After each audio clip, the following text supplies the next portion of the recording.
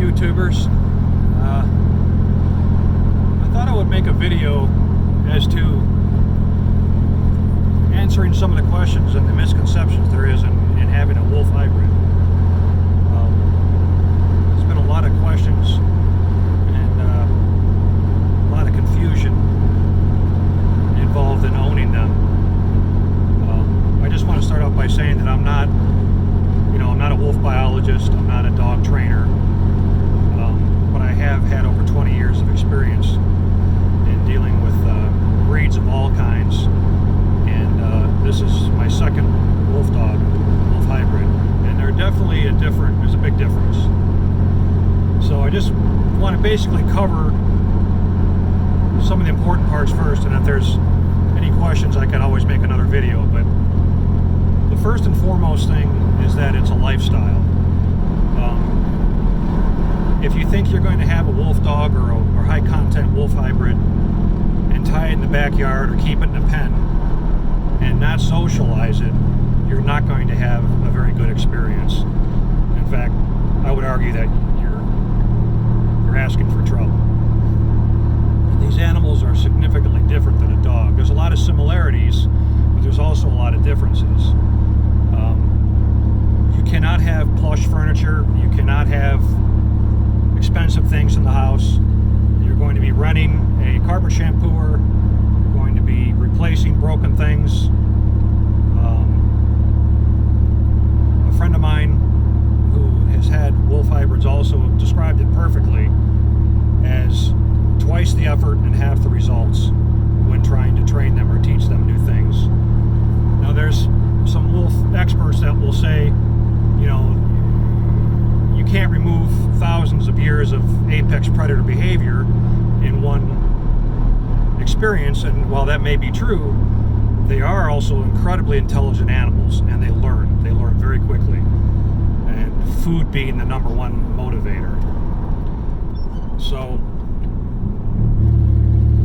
my success on my second one is largely based on my failures on my first one. And the breeder instructed me on my second wolf hybrid to have no less than 100 strangers hold your puppy, your wolf hybrid puppy, within the first month. And honestly, that was a game changer. That was huge. I mean, they're still very skittish, and there's still a lot of things that they're kind of gun shy about in the beginning, but that is the foundation for getting them to trust people and for them to be in environments that would normally spook a higher content wolf hybrid.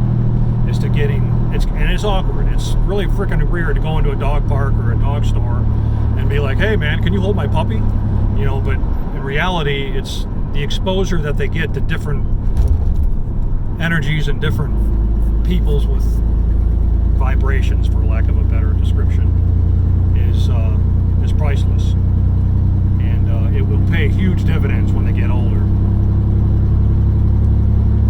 The other thing that I want to bring out is that they are terrible guard animals.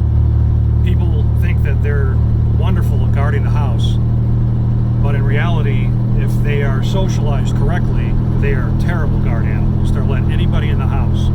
Anybody with a higher content wolf hybrid or a breeder will tell you that they are not domesticated. So once they learn to trust people, they trust people hands down. They'll let anybody in the house.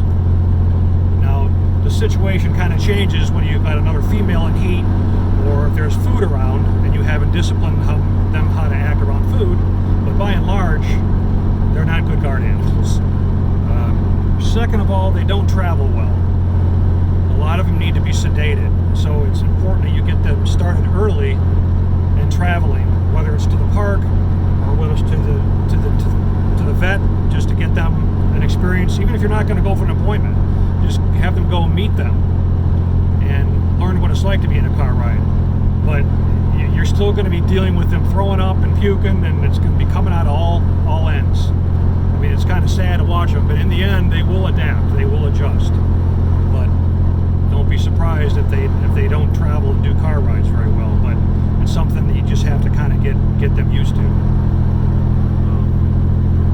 largely what I wanted to go over, is just basically painting with a broad brush what it's like to own one of these animals. They're not for everybody. Everybody in the family's got to be on board. If you've got a spouse or a husband or a wife that doesn't like the idea or is not really entirely on board, it's not going to work. These animals, and I would encourage getting another dog at least, so that they grow up together. Having another dog or another puppy to grow up with, it serves as a link between you and your wolf dog. So that way, when you're not home, when you have to leave them home for a while, yes, they're destructive, but the dog serves a better support role when you're not there. So that's pretty much all I wanted to cover right now. If you all have any questions or any more topics you want me to go into, I'll be happy to share my experiences. But that's pretty much it. Is that it's definitely a lifestyle. It can be done, but it takes a lot of sacrifices. So good luck to you all, and hopefully this helped.